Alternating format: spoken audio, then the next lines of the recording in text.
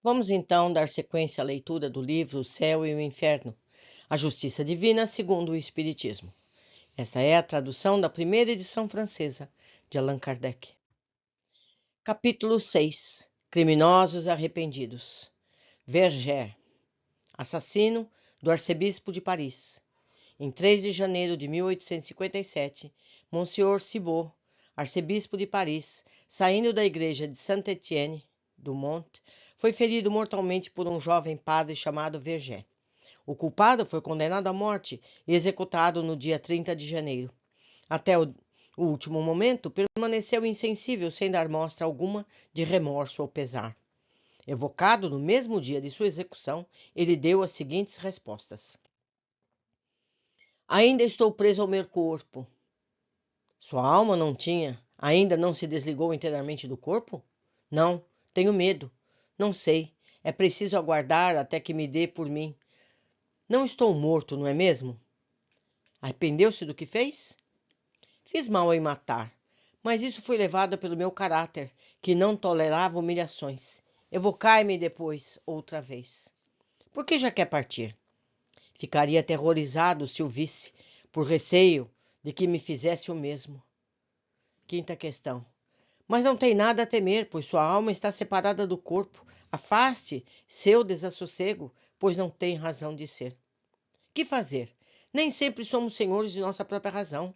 Não sei onde estou. Estarei louco? Trate de acalmar-se. Não consigo, porque estou louco. Um momento. Vou recobrar minha lucidez. A oração poderá ajudá-lo a voltar a si. Tenho medo. Não me atrevo a orar.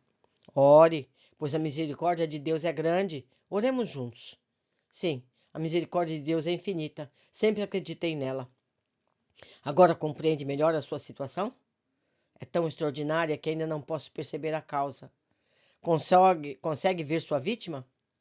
Parece que ouço uma voz que se assemelha à dele e que me diz: Não te quero mais.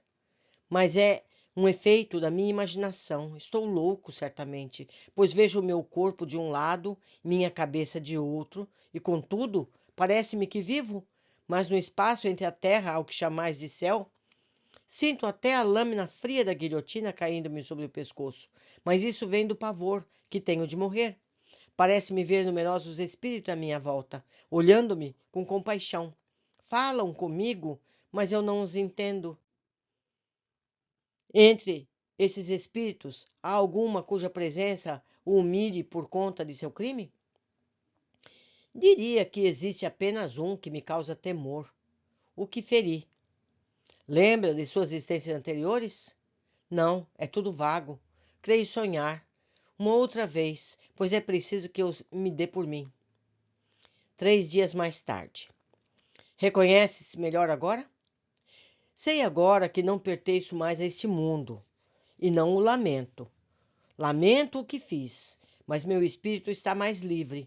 Compreendo também que há uma série de existências que nos dão os conhecimentos úteis para nos tornar perfeitos, tanto quanto possível a criatura humana. Fui punido pelo crime que cometeu?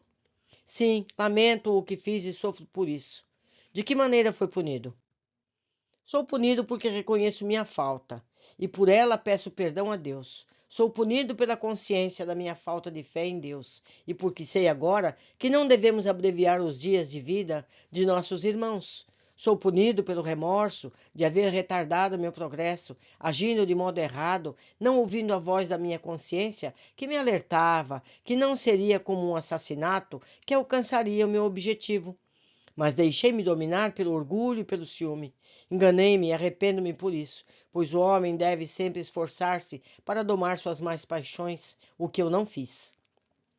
Que sentimento experimentou quando o invocamos? Um misto de prazer e receio, pois não sou mau. Em que consistem esse prazer e esse receio? O prazer de conversar com homens e que poder, em parte, reparar minha falta ou confessá-la. Um receio que eu não saberia definir, uma espécie de vergonha por ter sido um assassino. Deseja reencarnar na Terra? Sim, eu peço que isso aconteça. Desejo encontrar-me constantemente exposto ao assassínio, experimentando-lhe o temor. Monsenhor Cibot, Ao ser evocado, disse que perdoava seu assassino e orava pelo seu retorno ao bem. Acrescentou que, apesar de estar presente, não se mostrou a Verger para não aumentar o sofrimento. O medo que o assassino tinha de vê-lo, um sinal de remorso, já era um castigo. O homem que comete um assassinato sabe, ao escolher a sua existência, que se tornará um assassino? Resposta: não. Ele sabe que, ao escolher uma vida de luta, que ele existe a possibilidade de matar um semelhante, mas não sabe se cometerá o crime, pois quase sempre está em luta consigo mesmo. A situação de Verger no momento de sua morte é a de quase todos aqueles que sofrem uma morte violenta. Como a separação da alma não se opera de forma brusca, eles ficam como que aturdidos, sem saber se estão vivos ou mortos.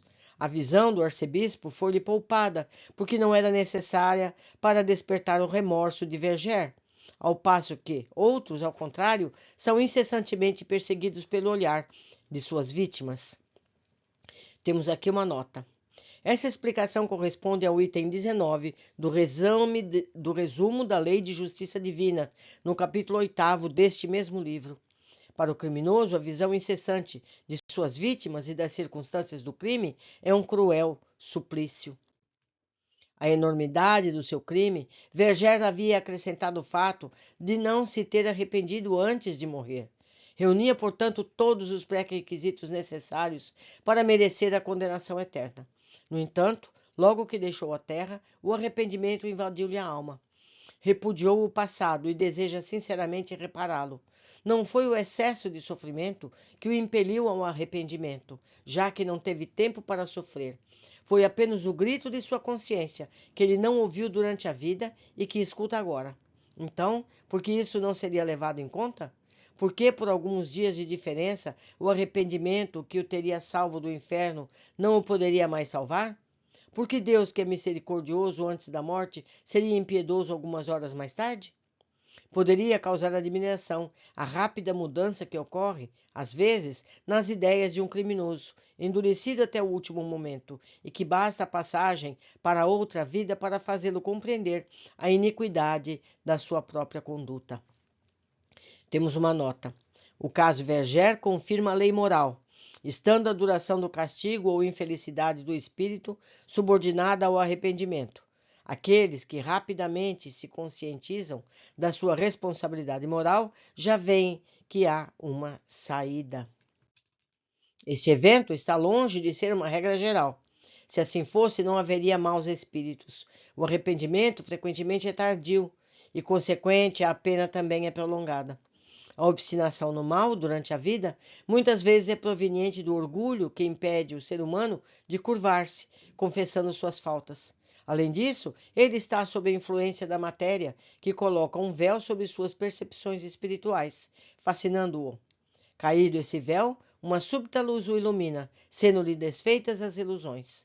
O rápido retorno ao sentimento mais nobre é sempre o indício de um certo progresso moral realizado, que não necessita mais do que uma circunstância favorável para que se revele, ao passo que aquele que persiste no mal, por um tempo mais ou menos longo após a morte, é incontestavelmente um espírito mais atrasado, em que o instinto material sufoca a semente do bem, e para quem ainda são necessárias novas provas para que se corrija. Caso Lemarre.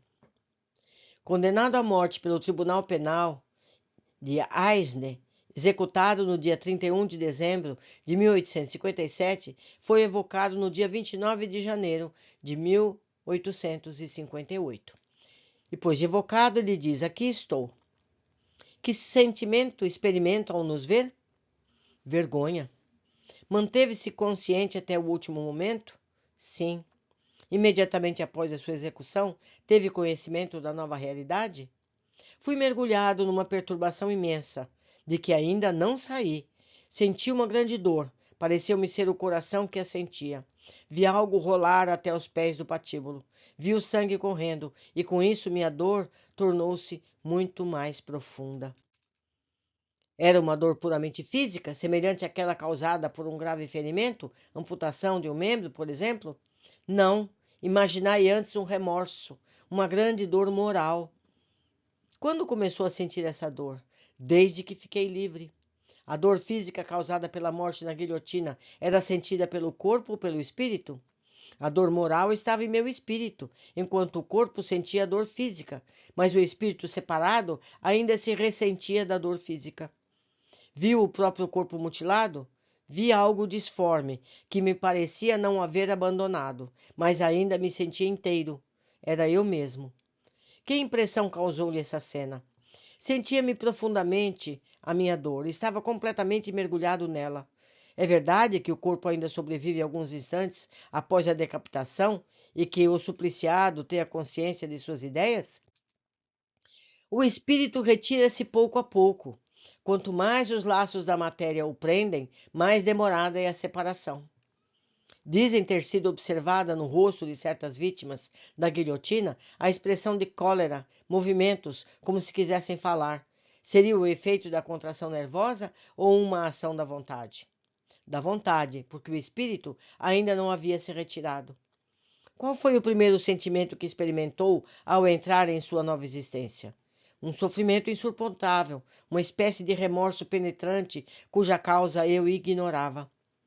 Reuniu-se aos seus cúmplices que foram ao mesmo tempo executados? Sim, para nossa desgraça.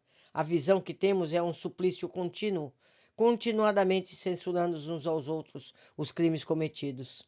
Reencontrou suas vítimas? Posso vê-las, elas estão felizes. Perseguem-me com o olhar que me penetra até o fundo do ser. Tento em vão fugir desse olhar. Que sentimento experimenta ao vê-las? Vergonha, remorso. Engendrei-as com minhas próprias mãos, mas ainda as odeio. Que sentimento elas manifestam ao vê-lo? Piedade. Têm elas ódio ou desejo de vingança? Não. Rogam por minha expiação. Não podeis imaginar que horrível suplício é dever tudo àqueles a quem odiamos.